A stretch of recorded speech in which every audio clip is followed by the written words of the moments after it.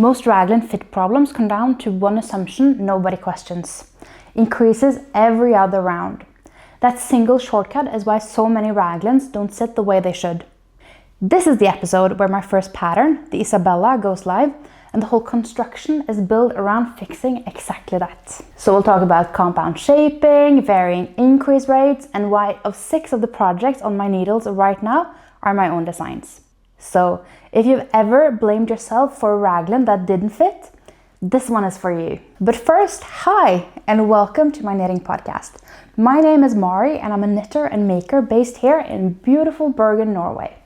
I love creating garments that brings me joy and fits seamlessly into my wardrobe and everyday life. For me, patterns are more suggestions than rules, and I really enjoy exploring garment construction, fit, and the small adjustments that make each project truly my own. In this podcast, I share my projects, creative process, and what I'm learning along the way, with the hope of inspiring you to trust your instincts, break a few rules, and create garments that feels uniquely your own. So whether you're a long-time knitter or just picking up your first pair of needles, I'm so glad you're here. It's been a while, so we have a lot to go over today. We'll be covering 2 finished objects, 4 works in progress, 1 new cast on, and some new yarn. But first, let's cover what I'm wearing today. While yarn weights get all of the credit for drape, when it comes to lace, the spin is what's doing the most of the work, at least in my experience. This is something I keep coming back to, and you can really feel it in this sweater. This is my yellow Zweig, a Caitlin Hunter design from 2007. It's a top-down fingering weight yoke with lace, little color work, and texture happening in the garment. I knit this one in Retrosaria Mondim, dyed by La Bien-Aimée. So Mondim is a non-superwash fingering fine Portuguese wool. It's tightly spun, and that tight twist is the part that matters when a pattern has this much going on. The lace need to sit crisply, the texture needs to read, and the color work has to do its job without the motifs going soft for you. A firmer spin gives every stitch that little edge. And I'll tell you why I gravitate towards non-superwash yarns. First of all, I won't open the whole superwash, non-superwash conversation here. I do use some superwash yarn, but I just prefer non-superwash yarns. I find that the wool feels more alive in my hand. There's a spring to it that I find that superwash tends to lose. But for lace, then I usually go for these kinds of tightly spun wool yarns. The reason is the stitch definition. The yarn holds its shape, the stitches don't relax too much into each other, and everything the pattern is trying to do actually shows up in the fabric. And here's where I learned this lesson, by the way. I have actually knit 3 Zweigs, yes 3, and one of those versions I made in Pels wool. A yarn that has a soft halo, a little like mohair, plus a subtle marl running through it. Both of those things, the halo and the marl, quietly ate up all of the pattern. The motifs were there, but they weren't sharp. It's still a beautiful sweater, but the lace and texture just don't speak the way they do in this Mondim version. This yellow one was actually one of my first real lace projects way back in 2018, I think. Which is funny because it's also one of the sweaters I wore the most of anything I wear. I just took it on my honeymoon. I wear it in the summer over dresses and skirts, in winter under blazers or over trousers. It's the closest thing I have to a true year-round knit, which is funny because it's both short-sleeved and cropped. Anyway, that's what's keeping me warm today. Let's get into what's actually on my needles. The Isabella sweater has lived in my spreadsheet and scribble notes for longer than I like to admit, but now she's finally a real pattern. And I've actually cast on, finished and released the Isabella sweater all in the space between the last episode and this one. And that pace was not accidental. There's a story behind why I'm suddenly having this blue-gray petrol version instead of my original sample, which I'll get into in a minute. But first, Isabella is my very first original design. The pattern came out this week.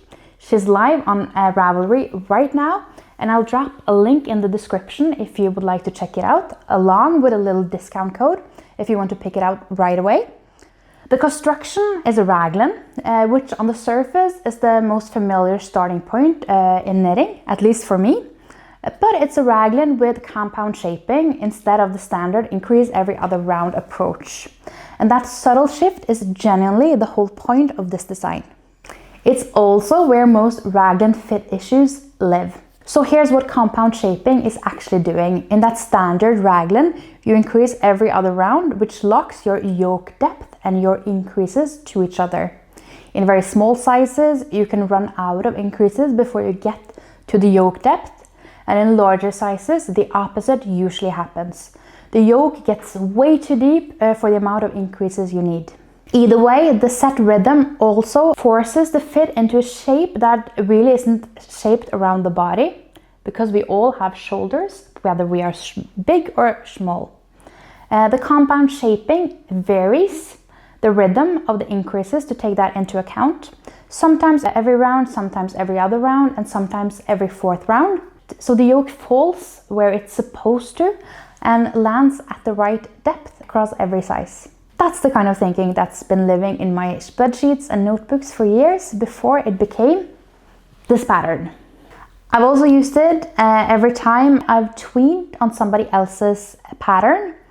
Every neckline that I've tweaked on a pattern that I bought, every sleeve I've rebalanced, every yoke I've reworked because of the standard math wasn't doing what it was supposed to for me.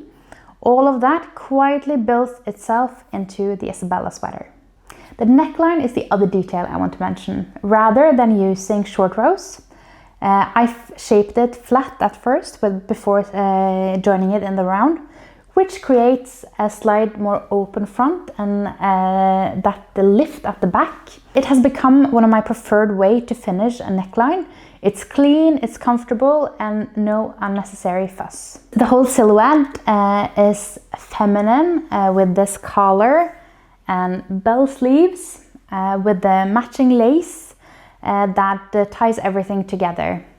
Now, the reason that I have this blue version and not the original, the one that I knit in a Le Bien Aimé combo, that one I used, I photographed, I graded the pattern, and I also sent it away to test knitters. The pattern was essentially ready for release quite a long time ago. Then I went to visit my mom's for Christmas, where I had this holiday gathering to dress for. I wanted to reblock the sweater before that party. And the way I usually do that is soaking it in water and then putting it into a clean spin cycle in the washing machine to get the excess water out. My own machine handles that perfectly, but my mom's brand new one did not. It's still wearable, but not the photo-ready version I've spent months building. So I cast on the second sample in Isager Highland wool held together with Isager Spinni. Isager Highland wool is a fingering weight wool from Peru. It's honest, it's unfussy, with a beautiful natural drape with slight halo that develops over time. Spinni is Isager's foundational lace weight. It's single ply, it's spun in Denmark, and it blooms gently after washing without losing definition. The two work together naturally. The color in Highland wool is sky, a muted blue-gray with hints of dusty green on top. I held it together with Spinni in the color 42, a petrol gray with cool blue-green undertones. And if everything about compound shaping and neckline geometry just made you want to nerd out even further, you are in the right place. I'm planning a whole series called Knits That Fit that builds around the construction and modification video I did a little earlier. A real deep dive into the math and decisions behind a pattern that actually fits. So please do keep an eye out for that if you're interested. But for now, Isabella is finally out in the world, and it's actually not the only FO in this episode. Okay, so on puff sleeve tops, the make or break detail isn't the bust. It's whether the shoulder sits exactly where it should. So let's talk about Liv. Liv Tee is an original design of mine, off the needle since last episode, and I'm genuinely so happy with how she turned out. She is a feminine blouse with a traditional shirt collar, puffed sleeves, and a button band running down the front top. It's a kind of top that earns her place equally next to suit trousers and a pair of jeans. The construction is what makes Liv work. It's a variation on the contiguous saddle shoulder method, which is a construction I keep coming back to because it just delivers. What I do is I increase stitches along the shoulder line, then I shape this gentle puff sleeve and then transition into something that is quite similar to a raglan sweater. It sounds a bit technical, but in practice it's really easy to tailor it to your shoulders, and the fit it gives you then is so considered and than just a standard knitted sweater. And here's why the shoulder placement matters so much on this particular silhouette. If the shoulder seam sits too far down the arm, the puff loses its definition. Your shoulders goes out, the puff just continues outwards. And suddenly the line really reads more like a half moon. And that's not really what most of us is going for. On the other end, if the construction is too short, the puff gets absorbed into your actual shoulder and you don't see any puff at all. So the whole design hinges on landing that shoulder seam in the right spot. That's why when you're choosing your size in this pattern or a similar pattern, I'd ask you to size by your shoulder measurement first, the one that goes from shoulder point to shoulder point, because the bust is the easy adjustment. You can just add stitches or remove stitches later on, and if you would like to test this pattern or buy it eventually, hopefully, there will be a guide on adjusting for the bust if you want that extra tailored look. So for this sample, I've used 2 yarns held together, Moon Draco's faux fingering, a brushed cashmere and superwash merino blend that is impossibly soft and cloud-like, paired with Moon Spun, a collaboration between Moon Draco and Spin Cycle yarn, and is a hand-dyed American wool that is sport weight. Together, this gives a softness and structure at the same time. The color is this golden olive that sits somewhere between fresh matcha and moss. It's vibrant but quiet, and it's alive but still light. I also finally settled on the buttons. I've asked for help over on Instagram, and based on all of your input, I went with these elegant pearl ones. I was tempted by the multicolor option, as I always am, but I think I get more wear out of this top with a simpler button. And that slightly elevated feeling of pearl matches the design of Liv really well. I love making knits that feel a little bit elevated, garments that makes you feel put together, but you're still getting every bit of the comfort of a hand-knit sweater. And speaking of getting Liv into the world, I'm now looking for test knitters. So I'll drop a link to the interest form down in the show notes. You can knit it in any yarn you like, you just need to hit gauge. And I would absolutely love to see this design on bodies that aren't mine. Because when I finally tried it on, after buying off, I had this quiet feeling of, yes, that's the one. That was what I was trying to make. The shoulder hit exactly where I wanted it. The puff sat where it should, and the whole top read as polished without ever feeling stiff. And that's the moment I'm chasing every single time, both for me and hopefully for all of you. My first whip is the sieve cardigan, and the sieve cardigan is off the needles, but she's way too small.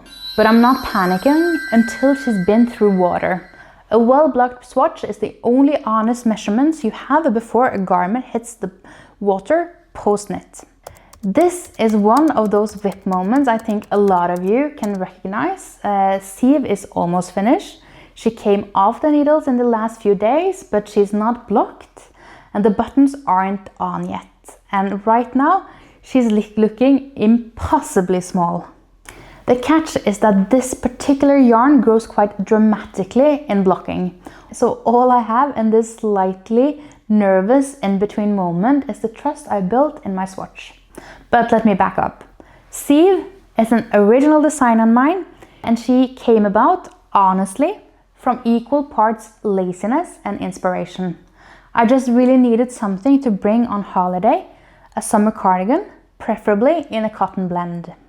The problem was I was not going to knit stockinette flat.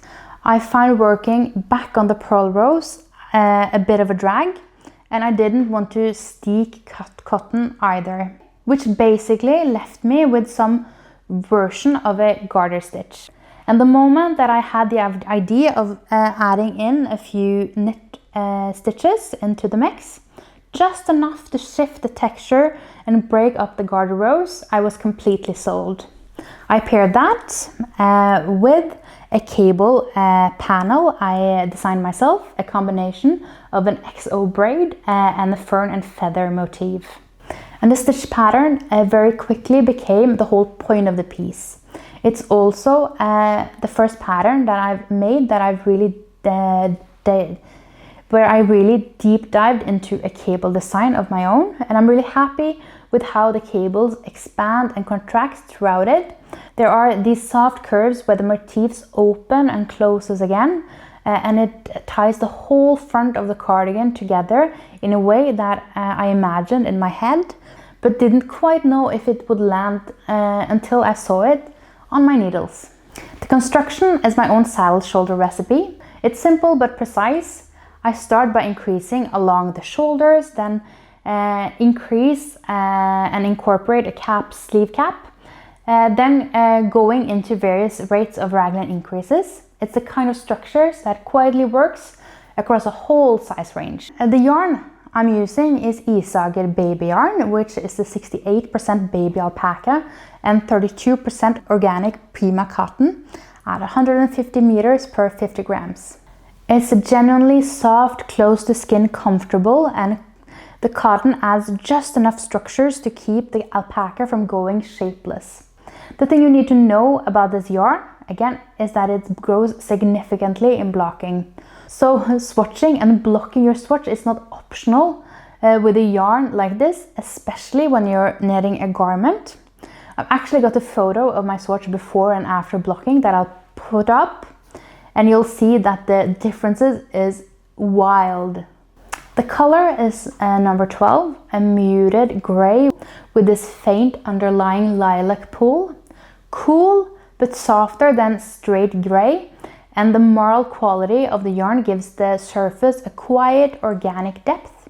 It gives some interest, but lets the stitch pattern do the talking without competing for attention, which is exactly what I wanted for all of these cables. So that's where I'm right now. Sieve is unblocked, way too small, and I have to just trust the process. I've swatched, I watched my gauge, I did the math properly. It should all be fine. But it's always a little thrilling when you commit to the whole math without blocking it along the way. When you let the swatch be your only proof and you keep knitting just in faith. The exciting other thing is that Siv is also going out for testing pretty soon. So if you've been listening to all of this and thinking this is the kind of cardigan I'd love to knit, I'll drop the link to the interest form below this episode so you can sign up right now. So moving on, I have abandoned more sweaters at the sleeves than I like to admit. The ridge cardigan is my answer to that.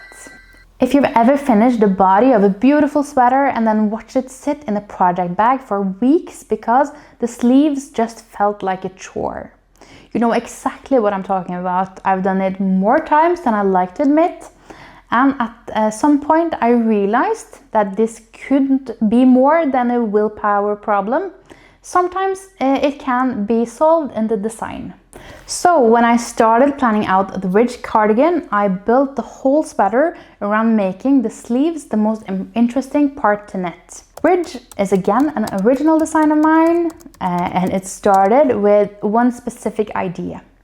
A cable that begins narrow at the neckline and then slowly opens up as it travels down the arm. everything else in the sweater grew from that single idea. The construction is worked in one piece, with increases along the shoulders that create a seamless fit, drawing from both the saddle shoulder and the drop shoulder geometry. As you work outwards, a cable structure gradually emerges along the shoulder line, starting as a slim understated detail and widening into a more prominent cable that carries down throughout the sleeves.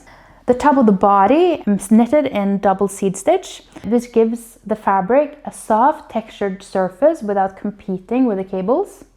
And then the seed stitch pattern finishes in a row of eyelets, and after that a straight stockinette down at the body.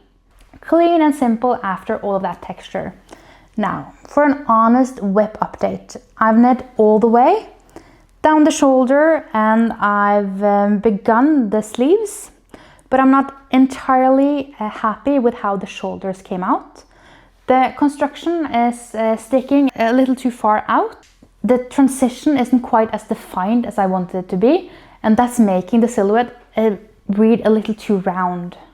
The problem is I've ended up with too many stitches across the sleeve cap, which softens the shoulder line in a way that I didn't intend for it to do. So my plan is to rip back to this shoulder point. I'll knit the body first this time and then pick up and knit the sleeves separately from the shoulders and then down. That should give me a much cleaner control over where the sleeves actually starts and a more defined transition between the body and the arm. While I'm there, I also want to tweak the cable pattern slightly. There is one increase in the motif that is reading a bit more angular than I wanted to. I'll try and find it. It is right here. The rest of the cable has this lovely soft expansion. Then this one corner just sits a bit sharper than its neighbors. So I want to smooth it out so the whole thing flows in the way I imagined. And honestly, this is the thing that I keep relearning. When something doesn't go quite as planned in a design, it's also a moment you get to adjust the plan. It's not a failure, it's a redesign opportunity.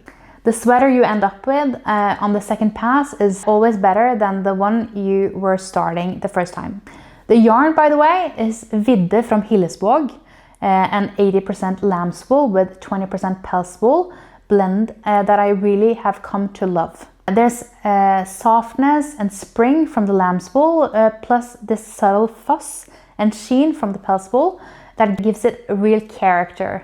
It's rustic in feel, but not rough. The color is this warm golden mustard with the natural marling that makes the whole surface glow without being bright. It's earthy and grounded in a way that I feel like it's going to work right across all the season. Okay, so this one I'm really excited for because sometimes the most meaningful yarns in my stash isn't that special skein I've been saving for years. It's actually the leftovers from my wedding dress. This is the pearl sweater, designed by Magdalena Parker of Nectonomy, with this big flowing cables with an unexpected twist. It's a top-down construction and a silhouette that's relaxed without being shapeless. I've had this pattern earmarked for a while, and I've had the yarn for even longer. The main yarn for this sweater is Sandnes Garn Sunday, the same merino I used to knit one of the most significant garments in my life, and is now becoming a sweater I plan to wear for years. And that's the part of this whip I find myself thinking most about. The yarn is carrying something. It's not as formal as the original dress, of course, but somehow it's every bit as heartfelt. I'm holding the Sunday yarn together with this lace weight from Through the Wardrobe Yarn Company called Cozy Crime Lace. It's a blend of Suri alpaca, ultrafine merino and silk that I picked up at Bergen Strikkefestival last fall. The combination of the two works really beautifully. The Sunday brings structure and warmth. The Cozy Crime Lace adds that signature halo that Suri alpaca gives you. Plus, Just enough silk sheen to elevate the whole thing. At 1200 meters per 100 grams, it absolutely goes a long way. Color-wise, the Cozy Crime lace is this soft blush, like rose petals and cream. And the Sunday is this crisp white. Held together, they create a natural marled fabric that reads predominantly white, with quiet rose tones drifting across the surface. It's subtle and warm and just a little romantic. As for progress, I'm well into the cable repeats right now, and the cable repeats have that pleasing meditative quality where you really do have to remind yourself to put it down. It would be really easy to keep going, one more repeat, one more repeat, one more repeat, but I've actually managed to hold a steady, gentle pace on this one, and I hope that keeps going. There's no stress with this project, and I really want to stay in this knitting process for a while, in the same way I did with my wedding knit. There is a difference between mistakes that makes a garment handmade and the choices that quietly ruins it. And with this project, I have crossed that line. If you're already a little disappointed while knitting a sweater, that feeling won't go away when the garment is finished, at least in my experience. Whip is the Anne-Marie cardigan, and I have to start by saying I'm going to rip her all the way back and begin again. So this is a real-time lesson and something I keep relearning as a knitter. Anne-Marie is also an original design of mine, inspired by my national costume that I inherited from my grandmother, a bunad from Øst-Telemark, the region her mother came from, which she made by hand more than 50 years ago. I've drawn two elements from it into this cardigan: the floral embroidery that's stitched into the fabric and the geometric pattern that is woven into the belt. Both had to be simplified and altered a bit to work for knitting. And I've given the overall design a more modern shape so it can sit naturally in my everyday wardrobe. The roots are clearly there, and naming the design after my grandmother was never in question. The construction is a contiguous shoulder, a method I keep coming back to because when it's done correctly, it sits beautifully across the shoulders and mimics that clean finish of a satin sleeve. And for a design with this much history behind it, I really wanted the structure to match. For yarn, I'm using two types of Hillesvåg, both Norwegian wools. Sol is 100% Norwegian lamb's wool, and Tinde is 100% Norwegian pels wool, which has this natural luster and a slight halo that develops over time. The fiber in Tinde has both light and dark strains, which creates a depth even in solid colors that marling does work no solid dyed yarn can replicate. The palette is grounded in Sol in this light beige color. I'm using it together with this pink and this muted blue, along with Tinde in this burgundy color. Now, here's where I have to confess. My original vision for this cardigan was a bit brighter. I wanted a really clear pink and red sitting together. But when I went to the shop, I stood in front of the burgundy Tinde and I got completely seduced. The depth, the marling, the gloss. And I came home with a burgundy instead of the bright red I had planned. And here's where it gets interesting. The first pattern, this one, the burgundy is genuinely beautiful. You get this lovely depth that the flat red wouldn't give you. But on the second repeat, which I have just started down here, the burgundy and the bright pink is more on their own. They just don't speak to each other in the way that I wanted them to. Their values are off in some way. My original plan was that the two colors would have a similar value or strength or brightness that would give the pattern more cohesivity. And I really can see why I want that clearly now. The other thing I would like to change is the placement of the patterns. I would like more of this garter section before the first pattern repeat. And I like the negative space between the patterns to be the same as the one on the top and on the bottom of the cardigan. I want them all to be exactly the same so that the rhythm reads evenly across the whole piece. So that's two things. And honestly, this is such a fun knit. Redoing it just feels like an opportunity rather than a chore. I'm telling myself. But here's what I keep learning. Small mistakes are absolutely fine. A cable that is slightly wrong a few rows back, or a stitch that you picked up slightly wrong. These are things that make a garment feel handmade, and I'm someone who happily leaves that there. But when it's a bigger choice, a color value that isn't talking, or a motif placement that bothers me already, I have to be honest, that feeling won't disappear when it's finished. It will just follow me into every time I wear it. And there is one other thing that I'm wondering about. If I'm going to release the Marie as a pattern, knitting her as a cardigan means you need to either steek or be comfortable knitting color work flat. I'm considering knitting the next version as a sweater instead, or possibly writing the pattern to work both ways. But if you got thoughts on a cardigan versus sweater of a design like this, I would absolutely love to hear them in the comments. And I'm genuinely curious about where you all will land. Alright, let me tell you about something that I've just cast on. So I have cast on a summer tee, and it's really the first test of a pattern that builds itself around you.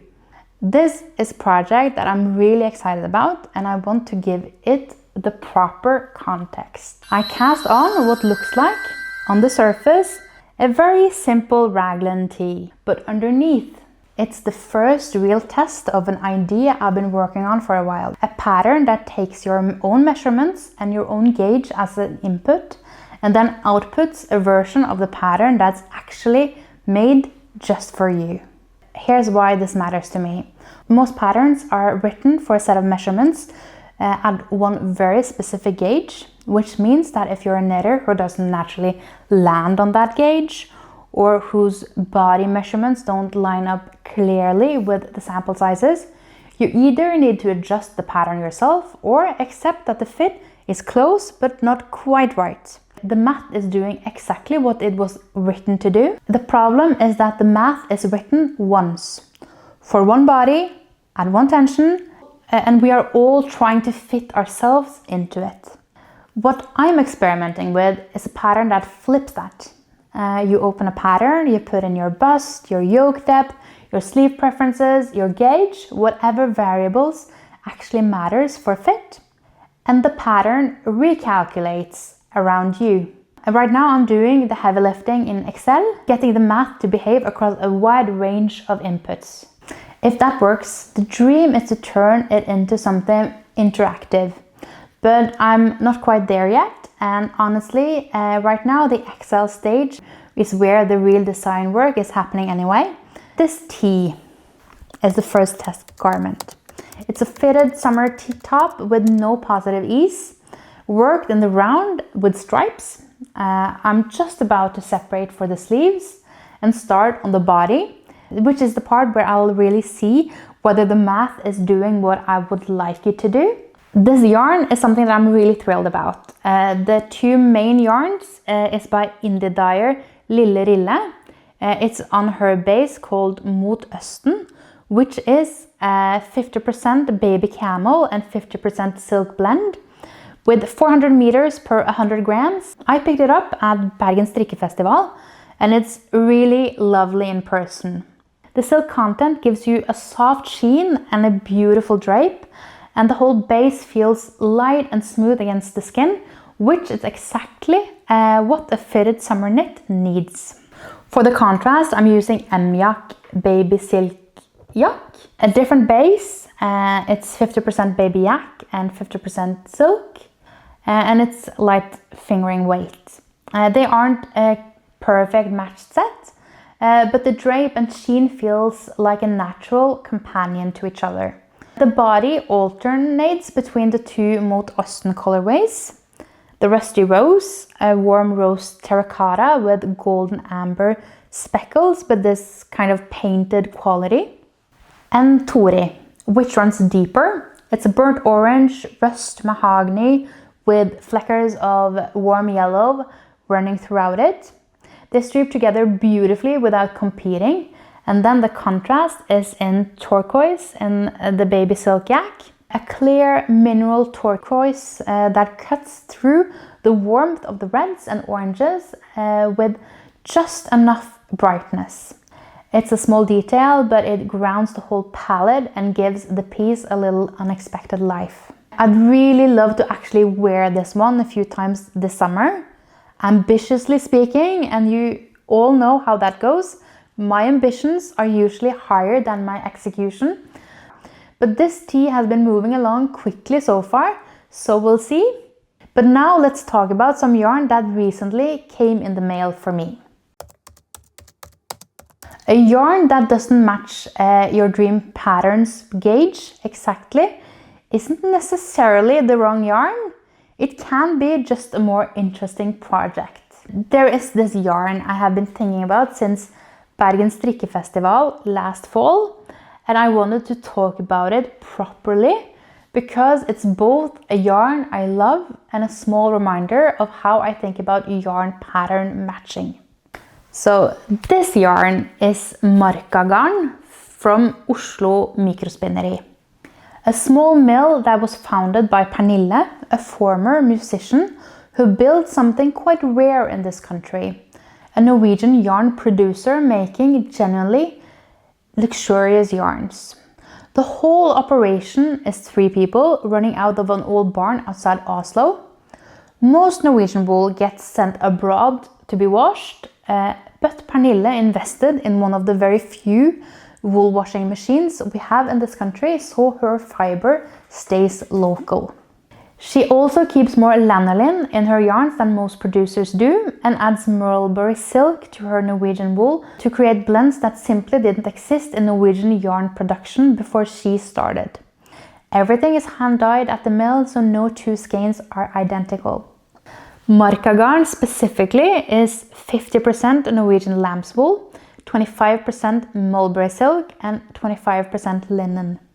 It's a DK weight with 50 grams for 123 meters. The lamb's wool gives the yarn resilience and warmth regulation. The linen, sourced from a small Belgian producer, adds durability and moisture absorption. And the silk pulls it all together with a natural sheen and a coolness against the skin that makes it comfortable across the seasons. The whole base reads more refined than a typical wool DK, with less elasticity than pure wool, which means it really shines in structured knits with clean lines and crisp stitch definition. Honestly, I bought this yarn without a clear plan. I've just handled the yarn at the festival and just kept thinking about how it felt in my hands. So came spring, I needed some of it. Now I'm circling around Checker Plate Tee by Lily Kate France. The architectural geometric grid lace pattern is absolutely gorgeous. The challenge is that this checker plate is written for fingering weight and Markagarn is DK. The gauge doesn't match.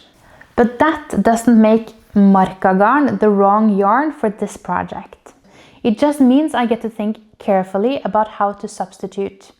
If I need to size down, adjust the stitch count, I need to swatch properly to see what the lace does on this base. That's the kind of math that makes a project more interesting, not less, I think at least. So if you ever walked past a yarn because the gauge didn't match the pattern you wanted to knit it in, I really hope you follow along with this one. I love for it to be useful for more than just me. So if there's one thing I want you to carry out of this episode, it's this. The pattern is a starting point, not a perfect map. If something isn't fitting the way you want it, you don't have to wait for the designer to solve it for you. You can try to modify it yourself. Your yoke depth, the increased rhythm, the stitch counts around your bust.